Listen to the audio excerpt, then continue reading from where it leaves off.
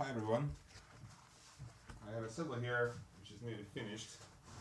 I have all my parts ready, the seat is fitted, I have my shrine roll sewn and trimmed, and everything is dry, the edges are polished, and I'm just oiling the saddle now, all the parts that I've completed. I believe that oiling is very important when making a saddle. Some people don't oil their saddles, but after shaping and molding and tooling, when the leather is wetted several times, it needs to gain the strength which had before and seal the pores. So oil is very important to do that.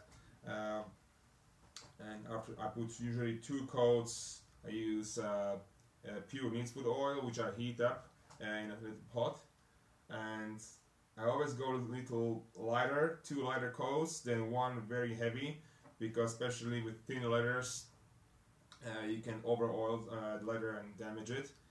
And this is a pretty thick, it's a skirting leather, it's a Hermann Loc leather, skirting leather. It's not so much danger, but still, especially in this horn, I already oiled half of this saddle.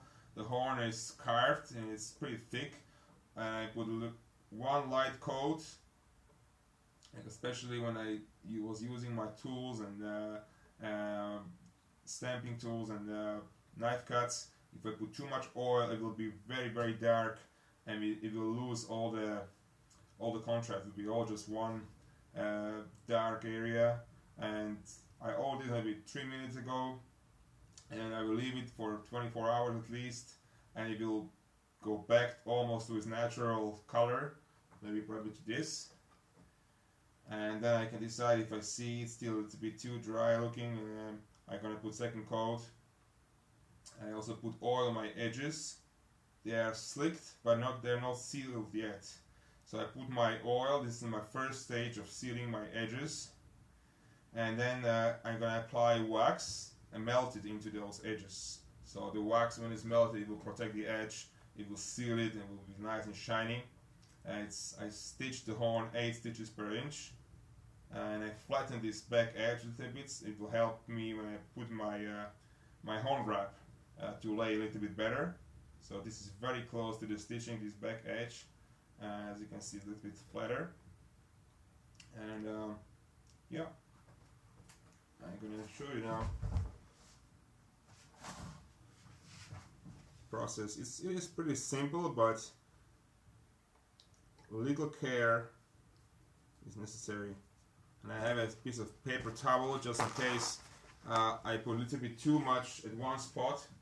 So I have my paper ready, and I usually just go, I continue what I finished a while ago. Light coat,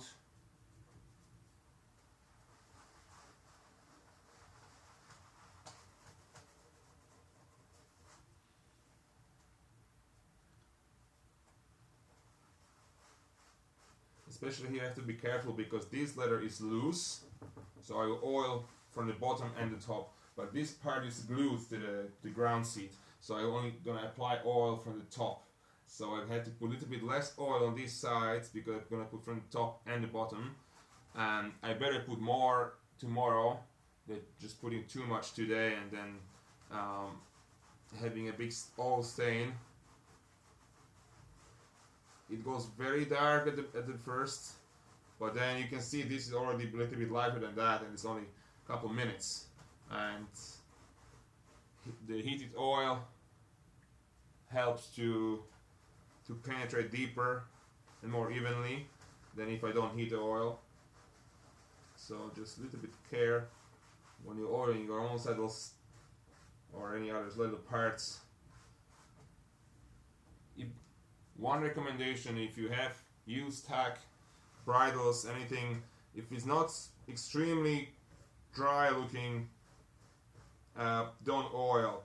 Just use some conditioner, cream, like a solid cream with beeswax. It will have oil in it as well, and you can heat it up if you want to.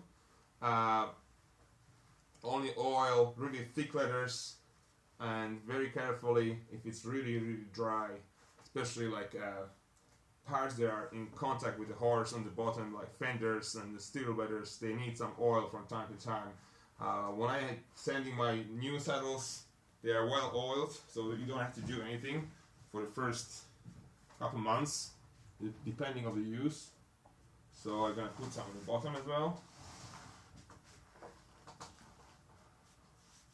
In the good area, I'm gonna put here in this groove.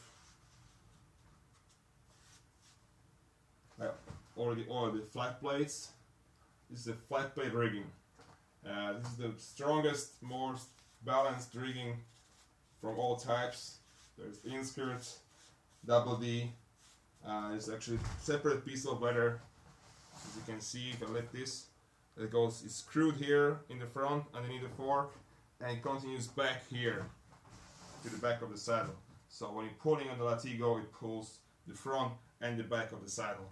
It is a little bit heavier than other types, but it will give you that extra balance, and also creates less hot spots because this piece is loose, it's not part of the skirt, so especially on longer rides, it doesn't create that hot spot underneath the hardware. So just gonna put some here. It's still a little bit wet, so I'm gonna leave that until tomorrow. I'm gonna just do the fork.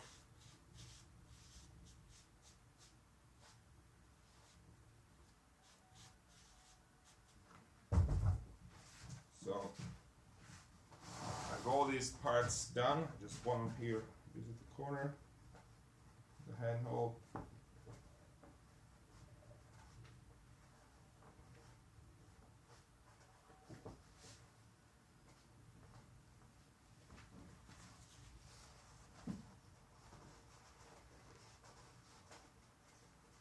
Any excess oil you have there, I'm just going to clean it up straight away so I don't have any oil stain marks. Especially if the leather is a little bit thinner, I don't want to have a big oil stain there.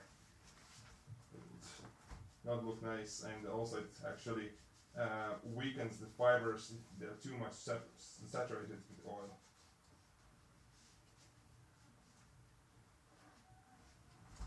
This is done. More oil on the edges. So if I put the oil on the edge and then put my wax, melt the wax into the edge, it will adhere much better. So I'm gonna leave this now, and I have a few small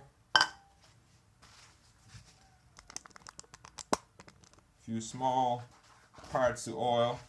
One of them is my back jockeys, and they have been carved. There's a little Celtic cross there, and some shamrock leaves. And here you will see what the oiling does to the carving. It looks pretty. There is some contrast in the color because it was properly cased and proper tools used with my shading. But when I put my oil, it will create lots of contrast now. I show you just after I touch the oil.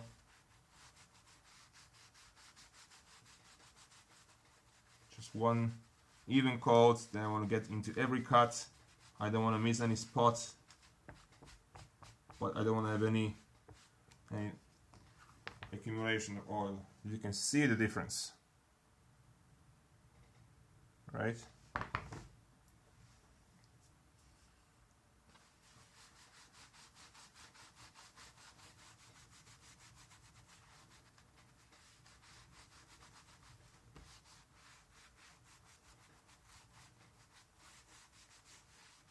Again, I put one coat today, and I'm gonna leave it until tomorrow, or even 2 days, depending how warm it is in the room and the humidity and everything.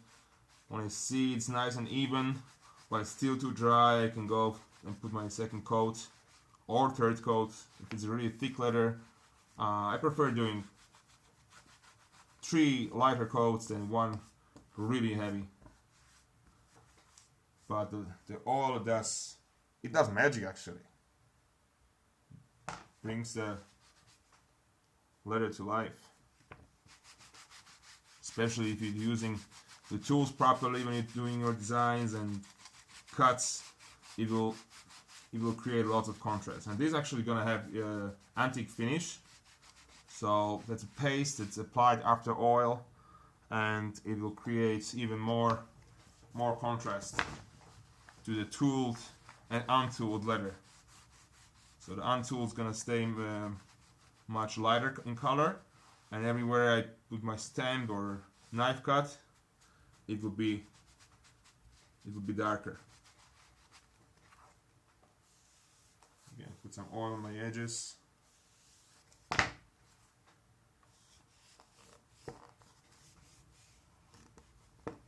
And some light coat on the bottom, because the bottom takes the oil very quickly. So I go light. Now what I've done with this leather before I tool it, even with tooling, you're compressing the leather, because the leather was cased, it was wetted and left in a plastic bag, so it was swollen, and then I left it to dry up a little bit before I did my tooling. But I also, and the compressing makes the leather stronger because it tightens the fibers. So, and actually compress the whole piece just a little bit, so I can get more depth in my tooling. But even if I don't tool, like my skirts, I didn't tool them, but I compressed them, so they're maybe 10% thinner, 15% thinner than they used to be. Didn't remove any material, but I made them stronger. So here's the tool piece. I'm gonna just leave it now. Any excess oil, just clean it quickly so I don't have any stains. Just quickly have a look if there is anything I missed, but it looks like it's okay. Yeah. So thanks for watching. If you like this video, you can hit the like button, you can subscribe to my YouTube channel, and you can leave comments if you'd like to know more. I'll be putting more videos about making saddles, leatherwork, working with leather and anything else. So have a good day.